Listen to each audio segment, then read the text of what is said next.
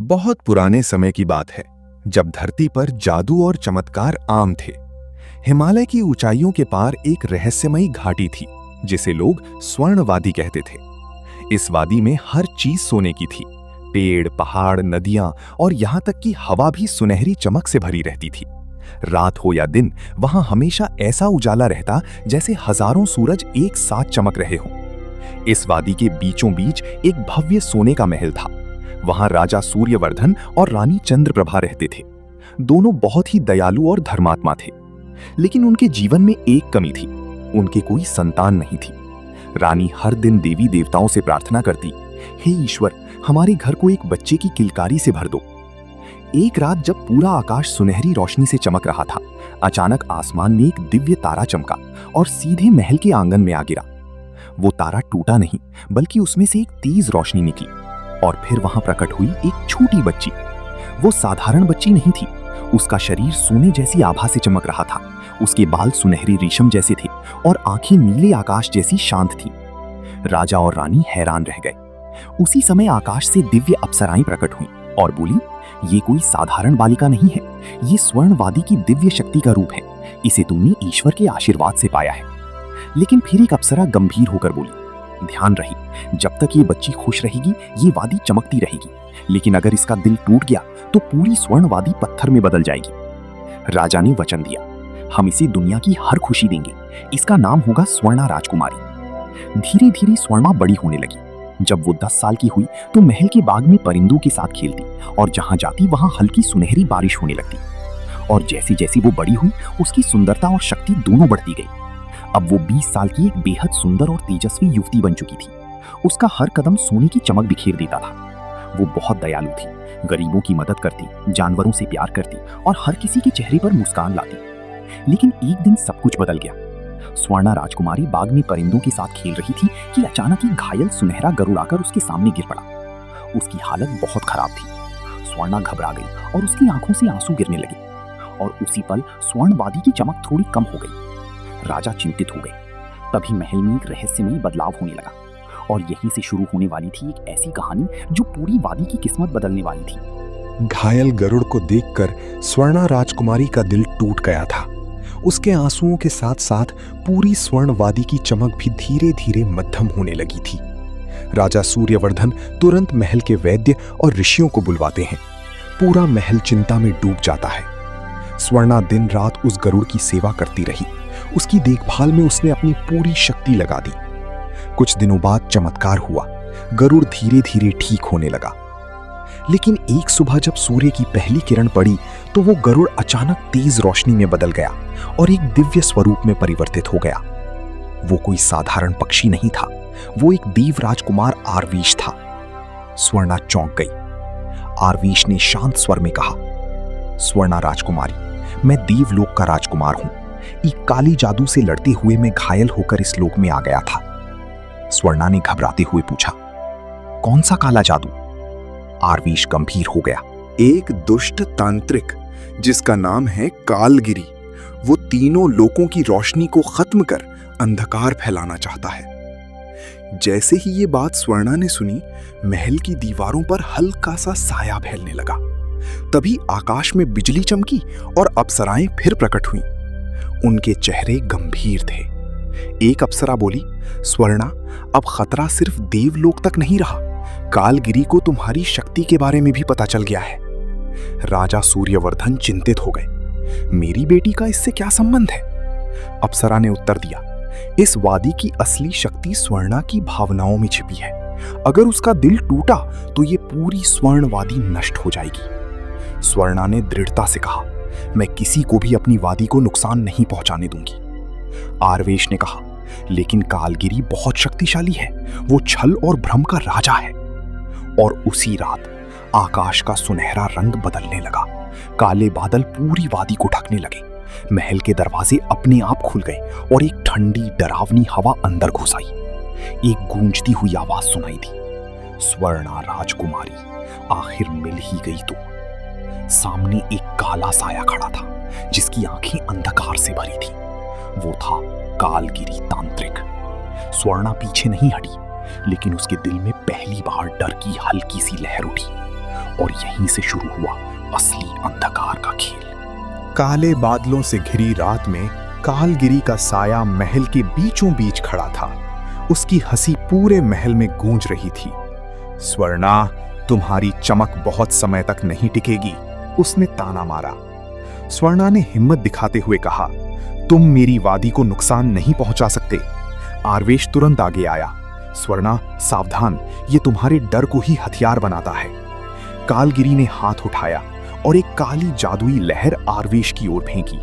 आरवेश पीछे जाकर गिर पड़ा। स्वर्णा घबरा गई और दौड़कर उसके पास पहुंची। उसी क्षण उसकी आंखों से आंसू गिर पड़े और जैसे ही उसके आंसू गिरे, स्वर्णवादी की सुनहरी रोशनी और भी कमजोर होने लगी। अप्सराएं फिर प्रकट हुईं। एक अप्सरा बोली, स्वर्णा, अपने मन को मजबूत करो, तुम्हारी शक्ति तुम्हारे भावों से जुड़ी है। स्वर्णा ने अपनी आंखें बंद की। धीरे धीरे उसने अपने डर को शांत किया। फिर उसने गहरी सांस ली और खड़ी हो गई। अब उसके चेहरे पर डर नहीं था, बल्कि दृढ़ता थी।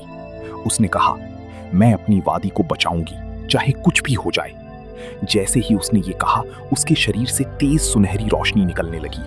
पूरा महल रोशनी से भर गया। कालगिरी कुछ कदम पीछे हट गया। ये कैसे संभव है? वो चिल्लाया। स्वर्णा ने दोनों हाथ उठाए और एक शक्तिशाली सुनहरी ऊर्जा कालगिरी की ओर छोड़ दी। कालगिरी कुछ पल के लिए कमजोर हुआ, लेकिन फिर धुएं में बदलकर गायब हो गया। जाते जाते उसकी आवाज गूंजी, ये अंत नहीं है, ये तो शुरुआत है। महल में फिर कुछ शांति लौट आई। आरवेश ने उठकर कहा, वो फिर वापस आएगा, हमें उसके अंधकार के मूल तक जाना होगा। राजा सूर्यवर्धन चिंतित थे, लेकिन स्वर्णा ने दृढ़ता से कहा, अगर हम अभी नहीं लड़े तो सब खत्म हो जाएगा। अगली सुबह स्वर्णा, आरवेश और कुछ दिव्य अप्सराएं एक खतरनाक यात्रा पर निकल पड़े। वे स्वर्णवादी से बाहर निकले और वहां सब कुछ बदल चुका था। जहां पहले रोशनी थी, वहां अब सिर्फ अंधकार और सन्नाटा था। रास्ते में एक रहस्यमयी वन आया, जहां पेड़ धीमी आवाज में फुसफुसा रहे थे। पेड़ों ने कहा, डर के साथ आगे बढ़ोगी तो कभी वापस नहीं जा पाओगी। स्वर्णा ने बिना रुके कदम आगे बढ़ा दिए। धीरे धीरे वे एक विशाल काले किले के सामने पहुंच गए। ये था कालगिरी का अंधकार किला। और जैसे ही वे अंदर गई, दरवाजा अपने आप बंद हो गया और आरवेश अचानक गायब हो गया। स्वर्णा चौंक गई। आरवेश, तुम कहां हो? तभी कालगिरी की आवाज गूंजी, तुम्हारे दोस्त अब मेरे पास हैं। स्वर्णा के सामने सबसे बड़ा डर खड़ा था। अब असली परीक्षा शुरू होने वाली थी। काले किले के अंदर घना अंधकार फैला हुआ था। दीवारें जैसे सांस ले रही थीं और हर तरफ एक डरावनी खामोशी थी। स्वर्णा राजकुमारी आगे बढ़ती रही, लेकिन उसके कदमों की आवाज भी जैसे उस अंधकार में खो जा रही थी। आरवेश, तुम कहां हो? उसने पुकारा, लेकिन जवाब में सिर्फ एक ठंडी हंसी गूंजती रही। तुम्हारा दोस्त अब मेरी कैद में है। कालगिरी की आवाज हर दिशा से आती हुई लग रही थी। अचानक सामने एक विशाल काला कमरा खुला और वहां आरवेश एक जादुई जंजीर में बंधा हुआ दिखाई दिया। स्वर्णा दौड़कर उसके पास पहुंची। आरवेश, आरवेश कमजोर आवाज में बोला, स्वर्णा, सावधान, ये तुम्हें तोड़ने की कोशिश करेगा। तभी कालगिरी प्रकट हुआ। उसकी आंखों में घना अंधकार था। अब खेल शुरू होता है, उसने मुस्कुराते हुए कहा। उसने हाथ उठाया और स्वर्णा के सामने एक भ्रम पैदा कर दिया। अब स्वर्णा के सामने उसके महल का दृश्य था, लेकिन सब बिखर चुका था। राजा, रानी और पूरा स्वर्णवादी पत्थर में बदलते दिख रहे थे। स्वर्णा घबरा गई। उसकी आंखों में आंसू आ गए और जैसे ही आंसू गिरे, उसके चारों ओर की रोशनी कम होने लगी। कालगिरी हंसा। यही तो है तुम्हारी कमजोरी, तुम्हारी भावनाएं। स्वर्णा टूटने लगी, लेकिन तभी अप्सराओं की आवाज गूंज उठी, स्वर्णा, ये भ्रम है, अपनी शक्ति को पहचानो। स्वर्णा ने आंखें बंद की। उसके अंदर एक हल्की सी चमक जागी। धीरे धीरे उसका डर कम होने लगा। उसने अपने दिल में कहा, ये सच नहीं है, ये सिर्फ धोखा है। और अचानक उसके शरीर से तेज सुनहरी रोशनी निकलने लगी। भ्रम टूटने लगा, किला हिलने लगा। कालगिरी चौंक गया। नहीं, ये कैसे संभव है? स्वर्णा ने दृढ़ आवाज में कहा, मेरी ताकत मेरे डर में नहीं, मेरे विश्वास में है। उसने अपने दोनों हाथ उठाए और एक शक्तिशाली सुनहरी ऊर्जा छोड़ी। आरवेश की जंजीर टूट गई और वो आजाद हो गया। कालगिरी पीछे हटने लगा, लेकिन जाते जाते वो गरजा, असली परीक्षा अभी बाकी है, अंतिम शक्ति अब खुलेगी। किला कांपने लगा, अंधकार और भी गहरा हो गया और स्वर्णा और आरवेश एक नए खतरे के सामने आ चुके थे। काला किला तेजी से कांप रहा था। दीवारों में दरारें पड़ने लगी थीं और हर तरफ अंधकार का तूफान उठ रहा था। कालगिरी अब पूरी तरह क्रोधित था। तुमने मुझे कमजोर समझा था, अब मैं तुम्हारी पूरी दुनिया मिटा दूंगा, वो चीखा। स्वर्णा और आरवेश उसके सामने खड़े थे। आरवेश ने कहा, स्वर्णा, अब ये अंतिम युद्ध है, या तो रोशनी बचेगी या सब खत्म हो जाएगा। स्वर्णा ने गहरी सांस ली। उसके दिल में डर था, लेकिन अब उससे बड़ा एक विश्वास था। वो धीरे से बोली, अगर मेरी वजह से मेरी वादी है तो मैं उसे बचाकर ही रहूंगी। तभी कालगिरी ने अपनी सबसे भयानक शक्ति छोड़ी, एक विशाल काला तूफान जो सब कुछ निगलने लगा। महल की दीवारें टूटने लगी, जमीन हिलने लगी। आरवेश ने अपनी शक्ति से उसे रोकने की कोशिश की, लेकिन वो कमजोर पड़ गया। अब सिर्फ स्वर्णा खड़ी थी। उसके चारों तरफ सब अंधकार में डूब रहा था। वो कुछ पल के लिए चुप रही, फिर उसने अपनी आंखें बंद की और अपने दिल में कहा, मैं डरूंगी नहीं। अचानक उसके अंदर से एक दिव्य प्रकाश जाग उठा। पूरा वातावरण सुनहरी रोशनी से भर गया। उसका रूप और भी तेजस्वी हो गया। अप्सराओं की आवाज गूंजी, ये है सच्ची शक्ति, आत्मविश्वास और त्याग की शक्ति। स्वर्णा ने अपनी पूरी ऊर्जा एकत्र की और दोनों हाथ उठाए। एक विशाल सुनहरी रोशनी का विस्फोट हुआ और वो रोशनी सीधे कालगिरी के अंधकार से टकरा गई। अंधकार टूटने लगा। कालगिरी चिल्लाया, नहीं, ये असंभव है। लेकिन रोशनी और बढ़ती गई और आखिरकार एक तेज चमक के साथ कालगिरी हमेशा के लिए समाप्त हो गया। पूरा किला टूट गया, अंधकार गायब हो गया और आसमान फिर से सुनहरा हो गया। आरवेश आजाद होकर स्वर्णा के सामने आया। दोनों एक दूसरे को देखकर मुस्कुरा दिए। स्वर्णवादी में फिर से रोशनी लौट आई। राजा और रानी भी सुरक्षित वापस आ गए। स्वर्णा अब सिर्फ एक राजकुमारी नहीं थी, वो पूरी वादी की रक्षक बन चुकी थी। अप्सराएं मुस्कुराईं और बोली, तुमने साबित कर दिया कि सच्ची शक्ति सोने में नहीं, दिल की अच्छाई में होती है।